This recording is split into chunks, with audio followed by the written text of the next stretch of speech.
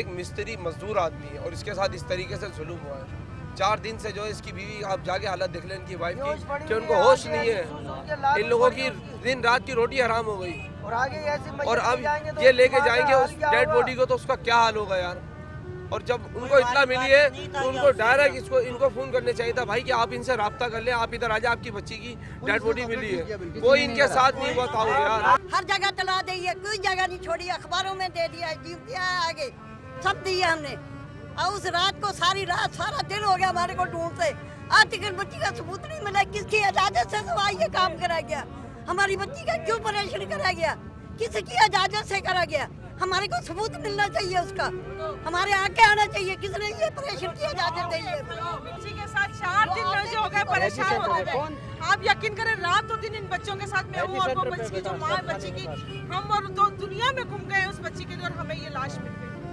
Police अफसरान मुजाहिरीन से बातचीत करने के लिए पहुंचे, लेकिन वालिदैन ने मुल्जमान की गिरफ्तारी तक लाश वसूल करने से इनकार कर दिया। पुलिस को जब ये बात पता है कि ये टीवी पे चल रही है स्लाइड, तो जब लाश मिली तो कम से कम बुरसा को इतला तो दे। किसकी इजाजत से उन्होंने ऑपरेशन करवाया? किसकी इजाजत से ये सारा कुछ हुआ है? किसी से पूछा है कि किसने इजाजत दी इसकी? बुरसा मौजूद है, लावारिस बच्ची नहीं थी वो। मकतूल के वालिद का कहना है कि उन्होंने 4 रोज से अपनी बेटी की गुमशुदगी की रिपोर्ट दर्ज कराई थी, लेकिन पुलिस ने उनकी कोई मदद नहीं की। SHO का गुलसान है, जोर से टेलीफोन आया कि आपकी बच्ची इस तरह गुम हुई थी। उसकी मैया जो है वो एदी सेंटर में, हमने जोराबाद वालों को टेलीफोन कर दिया, आप वहाँ जोराबाद में चले जाएं और जाके देख लें, शिनाख्त कर लें, ठीक है ना। यहाँ पे हम जोराबाद में आए, जोराबाद से यहाँ पे आए, हमने शिनाख्त करी, बच्ची हमारी सही है, वही है बच्ची, वही है। लेकिन उसका पोस्टमार्टम किसकी इजाज़त से करी? क्या वो SHO का हाथ है? किसका इजाज़त? ये एदी सेंटर वालों का हाथ है? किसका हाथ है? किसकी इजाज़त? वालिद तो मैं हूँ ना, मैंने तो कोई सहन, कोई सोचे, कोई कुछ भी नहीं करके दिया। मेरी बच्ची की पोस्टमार्टम कैसे होगी? इसके पीछे कौन है? बच्ची के वरसा के एहतजाज के बाद पुलिस ऑफिसर ने मकतूला अलिशबा के रिश्तेदारों के सामने दावा किया कि वो अनकरीब कातिलों को गिरफ्तार कर लेगा। पोस्टमार्टम बॉडी मिली है गुलिस्तान जोड़ थाने के हदूद में, क्योंकि उस वक्त कोई इसमें सूरत नहीं होती। पोस्टमार्टम डॉक्टर का एक वो रिक्वायरमेंट है हमारी केस की, उस रिक्वायरमेंट की तरह हुआ। इसके अलावा पार्टीज मैंने रवाना कर दी है।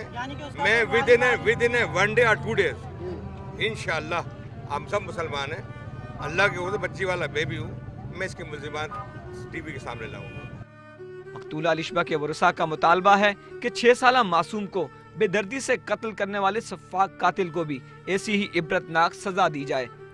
कत्ल जैसे उनकी आंखें निकाली गई है बच्ची की, उसी कत्ल उनकी आंखें निकालनी चाहिए, उसको कत्ल फांसी का हुक्म दिया जाए। आज इस बच्ची के साथ हुआ है, कल किसी और बच्ची के साथ ये जाती हो सकती है कि सब बच्चों का बचपन छीन लिया जालिम लोगों ने। ये तो कोई तरीके वाली हरकत नहीं है। हम अपने बच्चे नीचे भेजते हुए डरते हैं, हम भी माँ हैं, हम भी किसी की वेट बैठेंगे। हुकूमत वालों की भी होगी, वर्षा को चाहिए कि इस चीज पे एक्शन इतना सख्त लें कि आइंदा किसी की दोबारा नौबत ना आए कि कोई ये हरकत करे। मासूम अलिशबा के अगवा के बाद अगर पुलिस बर वक्त कार्रवाई कर लेती, शायद अपनों में आज अलिशबा जिंदा होती। कैमरा टीम के साथ सालिक शाह, समा, कराची। मेरी बच्ची को मुझसे मिला दो।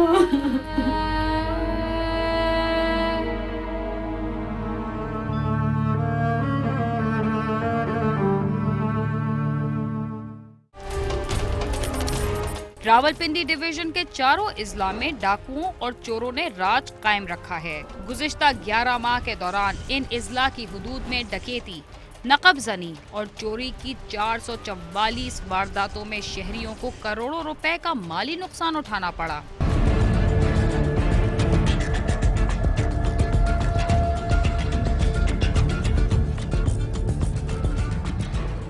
ये मनाजिर रावलपिंडी के मुख्तलिफ इलाकों के हैं, जहां चोर और डाकू गन पॉइंट पर और ताले तोड़कर शहरियों को लूटने का सिलसिला जारी रखे हुए हैं।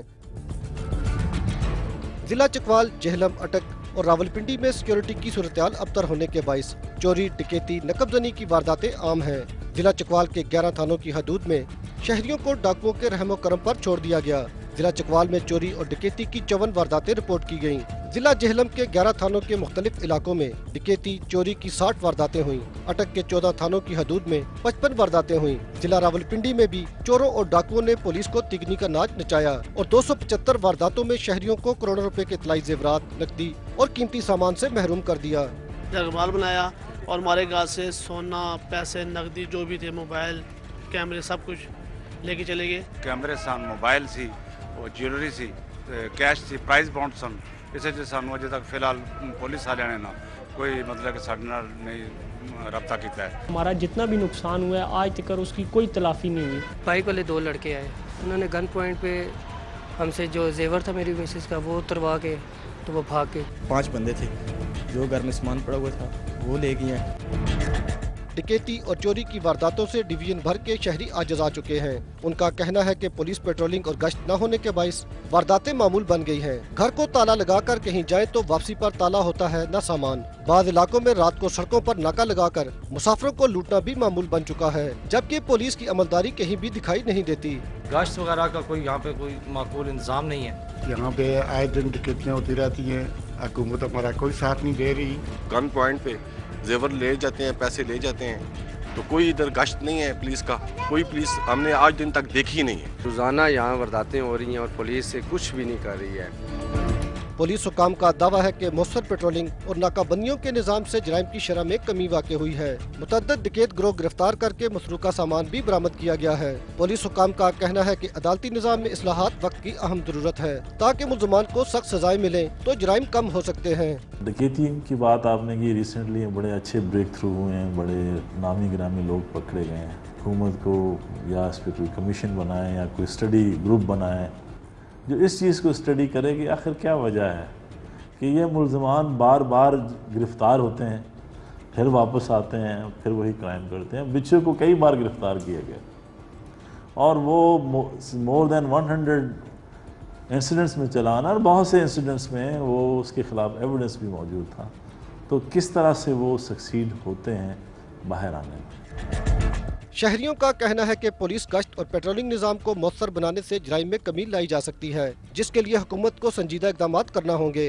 कैमरामैन जुल्फ़िकार अली के साथ सदाकत अली, समा, रावलपिंडी।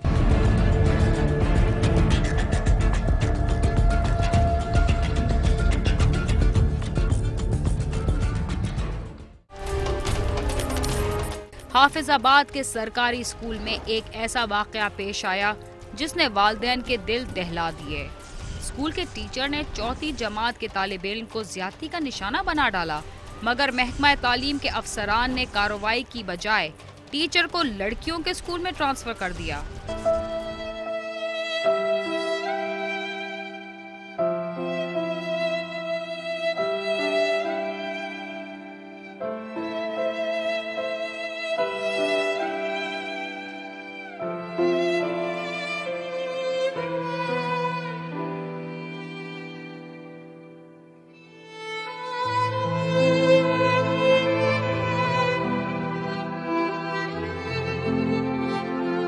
हाफिजाबाद के नवाही इलाके कलियांवाला के रहायशी हसास इदारे के साबिक मुलाजिम अनायत अली का बेटा मुकामी गवर्नमेंट प्राइमरी स्कूल में चौथी जमात का तालिब इल्म है। चंद रोज कबल वो स्कूल गया तो उसके पीएचडी टीचर पीर मोहम्मद ने उसे हाजिरी लगाने के बहाने कमरे में ले जाकर मुबैना तौर पर ज्यादती का निशाना बना डाला। बच्चे ने घर आकर बाप को बताया, जिसने पुलिस हुकाम को दरख्वास्त दी, मगर पुलिस ने मुकदमा दर्ज न किया। हमने सारे वाक़े के बारे में हेडमास्टर को बताया था और उन्होंने इंक्वायरी भी की है। जिस दिन ये वाक़या हुआ था उसी दिन से हम मुख्तलिफ अफसरों के पास जा रहे हैं, लेकिन कोई भी हमारी बात सुनने के लिए तैयार नहीं है और आज तक इस पर कुछ नहीं हुआ। हालांकि मैंने मजबूर होकर वजीर आला को भी दरखास्त दे दी है।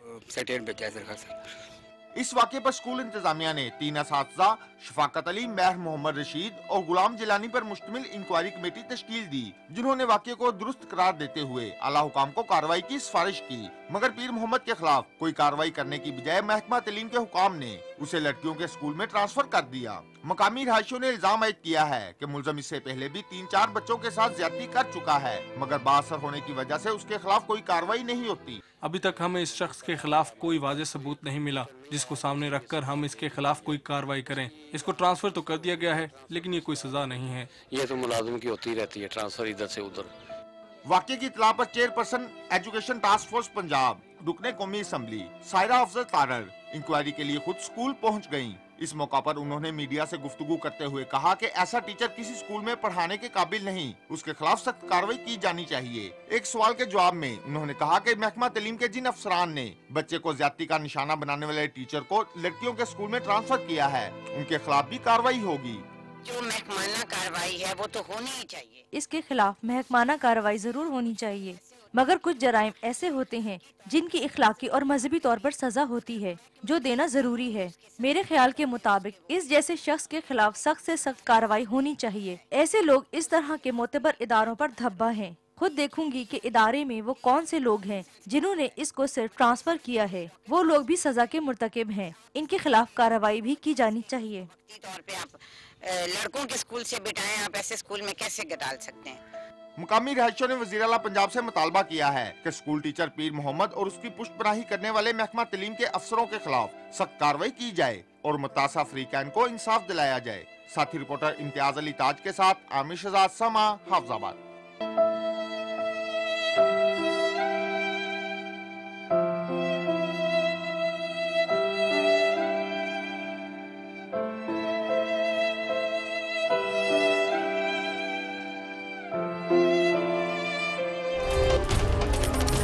इस्लामाबाद पुलिस ने फायरिंग के तबादले के बाद बैनुसूबाई डकैत गिरोह के सरगना को उसके 3 साथियों समेत गिरफ्तार कर लिया, जबकि 3 मुल्जिमान फायरिंग करते हुए फरार होने में कामयाब हो गए। इस गिरोह पर मुख्तलिफ थानों में 18 मुकदमा दर्ज हैं।